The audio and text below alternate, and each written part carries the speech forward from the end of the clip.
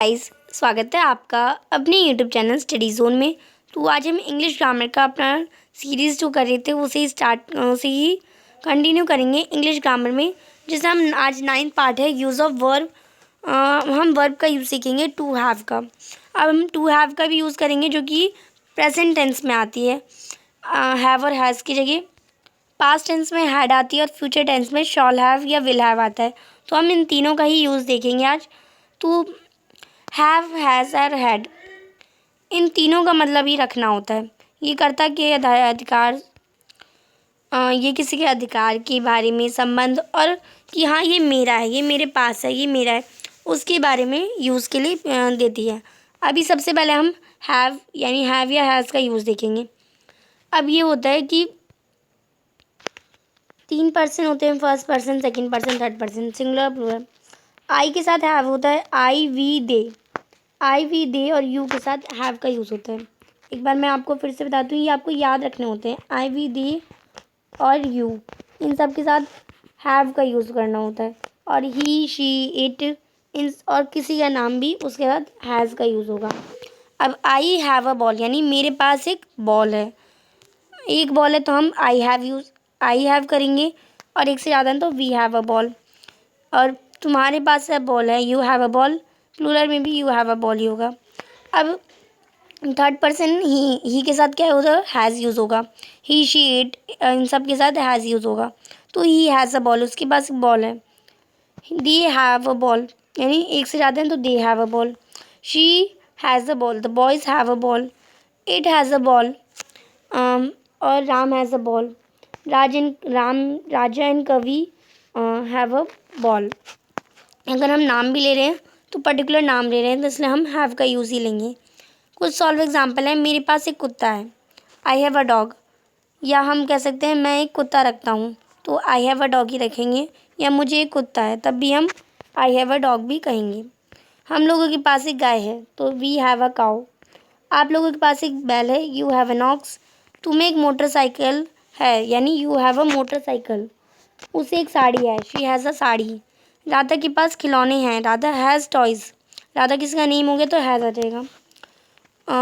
उन लोगों के पास कुर्सियां हैं यानी उन लोग यानी दे, और है तो उनके पास हैव आ जाएगा। उनके पास है कुर्सियां यानी चेयर्स, दे हैव चेयर्स। मेरे पिताजी को एक लाल कार है यानी my father has a red car. किसी के नेम के साथ भी हैज़ आता है। राम और राज के पास घोड़े हैं, Ram and Raj have horses. उन्हें रुपए पैसे दे दो, दे हैव मनी यानी उन्हें दे, उन्हें रुपए पैसे हैं यानी दे हैव मनी। इसे दो सींग हैं, इट हैज़ टू हॉर्न्स। अब आगे एक्सरसाइज दे रखी है आपको, इसे सॉल्व कर लेंगे इजीली। इंग्लिश में है, आपको इंग्लिश में ट्रांसलेट करना है। वोकैबलरी भी दे रखी है। हिंट्स आपको एक बार बता दूं मैं कि एक्सरसाइज 54 में गर्ल्स के पहले दा का प्रयोग करना है आपको। ये जो आपकी 54 एक्सरसाइज दे रही है, यहाँ भी गर्ल्स लिखा है, उसके आगे आपको दा का प्रयोग करना है। अब हम देखेंगे हैड का यूज़। अभी हमने हैज़ और हैव का यूज़ देखा। अब हम देखेंगे हैड का यूज़, फिर हम देखेंगे शॉल हैव और विल हैव का यूज़। अब हैव या हैज़ का पास्ट फॉर्म क्या होता है, हैड होता है। हैड से भी भूतकाल में करता, हैड से हम क्या कर सकते हैं कि जो हम जो समय बीत चुका है उसका अधिकार हमारे पे था, उसका संबंध हमारा था, उसका हम स्वामित्व रखते हैं, इसलिए हम हैड का यूज़ करते हैं। जो हमारे पास था, मुझे एक गाय थी तो आई हैड अ काउ, थी इसलिए आई हैड अ काउ। आपके पास दो घोड़े थे, you had two horses. Ram को समस्याएं थी, राम हैड प्रॉब्लम्स। लड़कों के पास थैले थे, द बॉयज हैड बैग्स। इसे एक छोटी पूंछ थी, it had a small trial. अब आप देखिए, इसमें इसमें कोई सिंगुलर प्लूरल नहीं देखा जाता। इसमें I we they you he she it सबके साथ हैड, सभी के साथ हैड का यूज़ होता है। इसमें आपको एक्सरसाइज करने में इजीली मज़ा आएगा, करिएगा सॉल्व। और इसकी वोकैबलरी भी आप देख सकते हैं। अब इसमें एक हिंट दे रखा है, एक्सरसाइज 55 जो आप करेंगे इसे सॉल्व, तो इसमें आपको फार्मर, चाइल्ड, चिल्ड्रन, स्टूडेंट, इन सब के पहले दा लगाने। नेगेटिव सेंटेंसेस इसे ध्यान से पढ़ें और समझें। सबसे पहले हम आई हैव और हैज़ का देख लें। तो मेरे पास पेंसिल नहीं है, आई हैव नो पेंसिल, या I have not a pencil. मेरे पास नीली पेंसिल नहीं है, I have no blue pencil, I have not a blue pencil. फिर श्याम के पास बैल नहीं था है तो हैड आ जाएगा। Shyam had no ox, Shyam had not an ox. अब ऐसे वाक्यों का अनुवाद नो लगाकर करें यदि नाउन के पहले ए प्रयोग करना हो और नॉट का प्रयोग करें। अब देखिए, अगर हमें नाउन के आगे ऑक्स के आगे एन लगाना है तो हम नॉट यूज़ करेंगे, और ऑक्स के आगे हमें एन नहीं लगाना तो हम नो का यूज़ करेंगे। ये आप हमेशा ध्यान रखें। एक्सरसाइज 56 है, दो वे में है, नो में भी है, नॉट में भी है। यानी आपको जो सेंटेंस है यानी आपको दोनों वेज में ट्रांसलेट करने, नो में भी और नॉट में भी। यानी मेरे पास बिल्ली नहीं है, एक तो हमारा ये हो जाएगा I have not a bell, और एक हो जाएगा आई हैव नो बेल। ये दोनों सेंटेंस में आपको कैसे करना है, वोकैबुलरी दे रखी है। नोट रखना है आपको, जब नाउन अकेले आए या नाउन के पहले गुड, रेड, न्यू आदि रहे तब नो का प्रयोग करें, और नाउन के पहले a an, the, and, any, many, much, enough या संबोधक वाचक जैसे 1, 2, 3 रहे तो हम नॉट का प्रयोग करेंगे। यानी मेरे पास किताब नहीं है, आई हैव नो बुक। मेरे पास किताबें नहीं है, आई हैव नो बुक्स। मेरे पास चीनी नहीं है, आई हैव नो शुगर। अब आप देखिए इनके पीछे क्या आ रहा है, गुड। इनके पीछे अभी कुछ आ ही नहीं रहा है तब भी हम नो का यूज़ कर रहे हैं। बट अगर तुम्हारे पास बिल्ली नहीं है, यू हैव नो कैट, तुम्हें काली बिल्ली नहीं है, you have no black cat, तो ब्लैक भी आप देखिए ब्लैक, गुड या कोई भी कलर या इन सब के आगे भी हम नो ही यूज़ करेंगे। तुम्हें बिल्लियाँ नहीं हैं, मुझे 2 किताबें नहीं हैं, आई हैव नॉट 2 बुक्स। तो हमने अभी देखा जब हम संख्या की बात करें तब हमारा नॉट आ जाएगा। आई हैव नॉट 2 बुक्स, मुझे कोई किताब नहीं है, I have not any books. उन्हें अनेक गुड़ियाँ नहीं थी, she had not many dolls. उसे पर्याप्त पैसे नहीं थे, he had not enough money.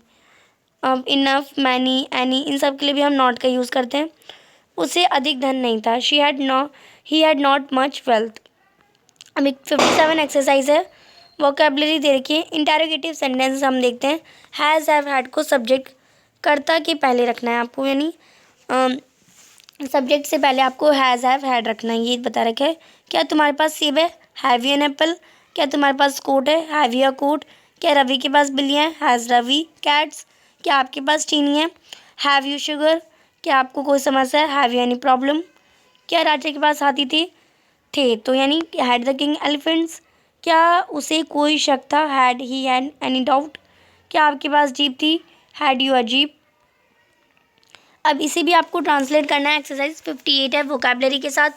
अब हमने हैज़ का यूज़ देख लिया, हैव का यूज़ देख लिया, हमने हैड का यूज़ भी देख लिया। ये दोनों तो प्रेजेंट के थे, ये वाला पास्ट का था। अब हम फ्यूचर का यानी शॉल हैव और विल हैव का यूज़ देखेंगे।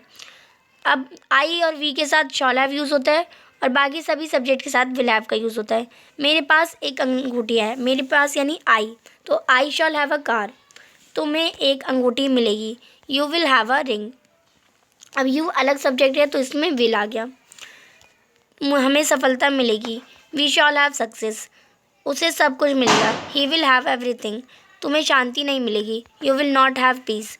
मेरे पास पैसे नहीं रहेंगे, आई शॉल नॉट हैव मनी। मेरे पास यानी आई के साथ क्या आता है, शॉल और नॉट पहले आ जाएगा क्योंकि नेगेटिव सेंटेंस है। क्या हमारे पास दौलत होगी, शॉल वी हैव वेल्थ। अब नोट देखिए, शॉल और विल के बाद अगर हम शॉल और विल के बाद हैव को हटा दीजिए, अभी शॉल और विल के बाद नॉट लगाएंगे तो वो नेगेटिव सेंटेंस बन जाएगा। और शॉल और विल के को सब्जेक्ट से पहले यानी ही से पहले अगर हम विल लेंगे तो ये हमारे इंटरोगेटिव सेंटेंस यानी क्वेश्चन वाले सेंटेंस बन जाएंगे। और शॉल और विल के बाद हैज़ का प्रयोग कभी नहीं होता, हैज़ का प्रयोग नहीं होता, हैव ही होता है।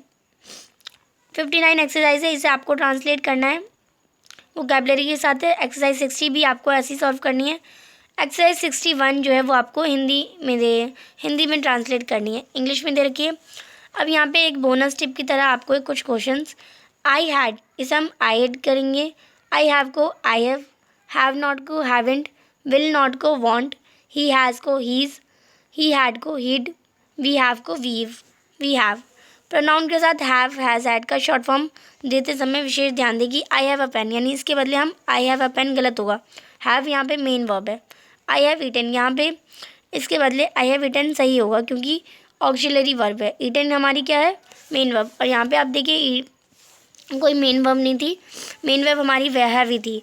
यहाँ पे पेन हमारा क्या है, नाउन है, कोई वर्ब नहीं है।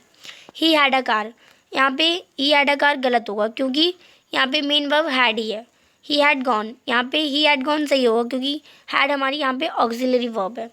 अब स्पष्ट यही है कि हैव, हैज़, हैड यदि ऑक्सिलरी वर्ब के रूप में हो तभी प्रोनाउन के साथ शॉर्ट फॉर्म का प्रयोग होगा, ये आपको याद रखना है। तो ये थी आपकी आज की वीडियो। आई होप आपको अच्छे से समझ आ गया होगा। हम जो सीरीज़ आपको करवा रहे हैं वो आपको समझ आ रही होगी। कोई भी डाउट हो कमेंट सेक्शन में ज़रूर बताइए। वीडियो अच्छी लगी तो लाइक करिए, शेयर करिए और चैनल को सब्सक्राइब ज़रूर करिए। Thanks for watching, bye bye guys.